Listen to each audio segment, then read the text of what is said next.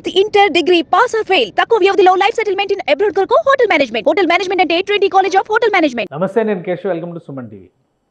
ఆంధ్రప్రదేశ్ ఉప ముఖ్యమంత్రి పవన్ కళ్యాణ్ విస్తృతమైనటువంటి పర్యటన గత 3 రోజులుగా తన సొంత నియోజకవర్గంలో చేస్తున్నటువంటి పరిస్థితి. ఫైనల్ కన్క్లూజన్ ఏ విధంగా ఇవ్వబోతున్నారు? 3 రోజులుగా అంటే జూలై 1వ తేదీ నుంచి 3 రోజులు వివిధ రకాల కార్యక్రమాల ద్వారా డిప్యూటీ సీఎం సొంత నియోజకవర్గంలో సమీక్షలు నిర్వహించారు, స్థానిక నాయకులతో చర్చలు జరిపారు, కార్యకర్తలతో మమేకమయ్యారు, అలానే వినతులు స్వీకరించారు. ముఖ్యంగా నియోజకవర్గంలో తీసుకురావాల్సినటువంటి డెవలప్మెంట్ ప్రోగ్రామ్స్ పైన కూడా ఫోకస్ పెట్టారు.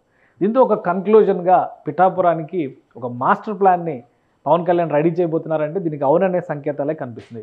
ఒకసారి పరిశీలిద్దాం పిఠాపురం పరిస్థితి ఎలా ఉంది, పిఠాపురంలో పవన్ కళ్యాణ్ ఎటువంటి కార్యక్రమాలు కార్యాచరణ ఈ 3 రోజులుగా చేశారు. ఫైనల్ ఫినిషింగ్ టచ్గా సాయంత్రం ఒక బహిరంగ సభ, అది కూడా వారాహి వేదికగా ఒక కృతజ్ఞతా సభను నిర్వహించబోతున్నారు, నియోజకవర్గ ప్రజలకు ధన్యవాదాలు తెలిపేటువంటి రీతిలో. అలానే ఇప్పటికే ఆత్మీయ సమావేశాలు కూడా నియోజకవర్గానికి చెందినటువంటి నాయకులతో పవన్ కళ్యాణ్ నిర్వహించారు. ఇక ఉప్పాడ డెవలప్మెంటు, అలానే పిఠాపురం నియోజకవర్గ అభివృద్ధి, వీటికి సంబంధించి అనేక అంశాలు. ఎందుకంటే ఎలక్షన్స్ సమయంలోనే పవన్ కళ్యాణ్ ఒక స్ట్రాటజీ ఇచ్చారు. అక్కడ డెవలప్ చేయాల్సినటువంటి టూరిజం సర్క్యూట్స్ గురించి, అలానే డివోషనల్ సర్క్యూట్స్ గురించి, వీటన్నిటి గురించి మాట్లాడారు. ఇప్పుడు అణువణువు అన్ని ప్రాంతాలని తిరిగి పవన్ కళ్యాణ్ పరిశీలించారు.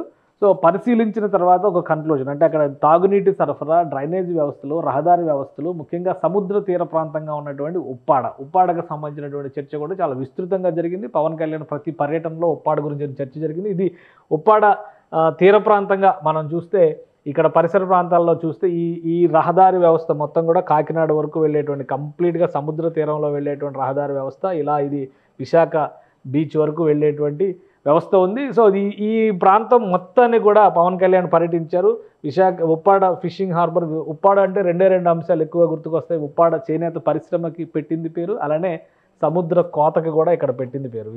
వివిధ మత్స్యకార గ్రామాలు ఉన్నటువంటి ఈ ప్రదేశంలో సముద్ర కోత తీవ్రంగా ఉండేటువంటి పరిస్థితి ఉంటుంది కాబట్టి అక్కడ రిటైనింగ్ వాల్స్ కట్టేటువంటి ప్రణాళికలను గతంలోనే రూపొందించారు. అయితే ఇప్పుడు దాన్ని ఒక పర్యాటక క్షేత్రంగా మలచాలంటే కాకినాడ నుంచి ఉప్పాడ వరకు ఒక ప్రణాళికను సిద్ధం చేయాల్సినటువంటి అవసరం ఉందని భావిస్తున్నారు. ముఖ్యంగా హోప్ ఐలాండ్ అతి సమీపంలో, కాకినాడకి దగ్గరగా ఉండేటువంటి హోప్ ఐలాండ్ ఇక్కడ టూరిజం పరంగా కూడా డెవలప్ చేయడానికి విస్తృతమైన అవకాశం ఉన్నటువంటి ప్రదేశం.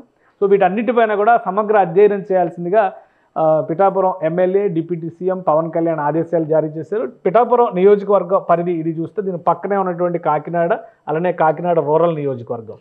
సో ఈ దాదాపు 3 నియోజకవర్గాలు ఒకే దగ్గరగా ఉండేటువంటి నియోజకవర్గాలు కావడంతో డెవలప్మెంట్కి ఎలాంటి ఇబ్బందులు ఉండవనేటువంటి ఆలోచన పవన్ కళ్యాణ్ చేస్తున్నట్టుగా తెలుస్తుంది. తన పర్యటనలో భాగంగా పిఠాపురానికి తాగునీటిని అందిస్తున్నటువంటి సూరప్ప చెరువు దగ్గర నుంచి వివిధ ప్రాజెక్టులను ఆయన పరిశీలించారు.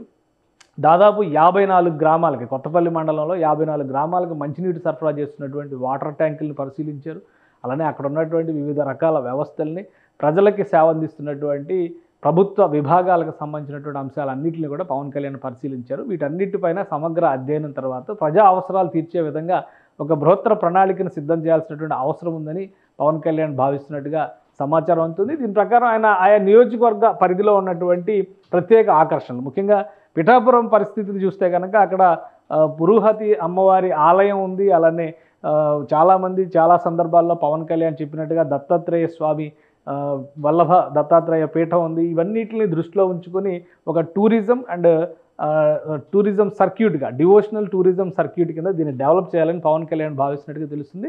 వీటన్నిటికీ ముగింపుని అతి త్వరలోనే ఆయన ఇచ్చేటువంటి అవకాశాలు కనిపిస్తున్నాయి, ఒక స్పష్టతనే. ఎందుకంటే చుట్టుపక్కల ఉన్నటువంటి నియోజకవర్గాలు అన్నీ కూడా కీలకమైనటువంటి జనసేన నియోజకవర్గాలుగానే కనిపిస్తున్నాయి. ఎందుకంటే కాకినాడ రూరల్, అలానే ఇటుపక్కన చూస్తే పెద్దాపురం, అటుపక్కన చూస్తే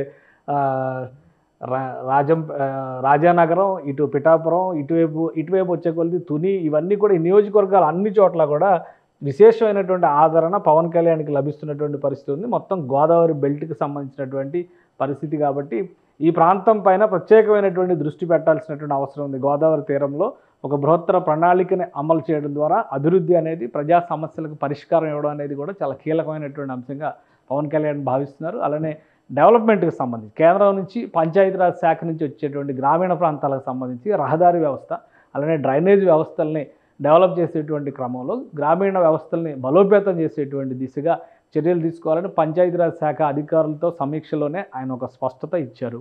అలానే ఒక సమగ్రమైనటువంటి పర్యాటక విధానాన్ని డెవలప్ చేయడం ద్వారా అటు విశాఖపట్నం నుంచి ఇటు కాకినాడ వరకు కూడా తీర ప్రాంత అభివృద్ధికి కావాల్సినటువంటి జాగ్రత్తలు, మత్స్యకార గ్రామాలకు కావాల్సినటువంటి వసతుల కల్పనపైనే పవన్ కళ్యాణ్ ఫోకస్ చేసేందుకు అధికారులకి ఆదేశాలు జారీ చేశారు.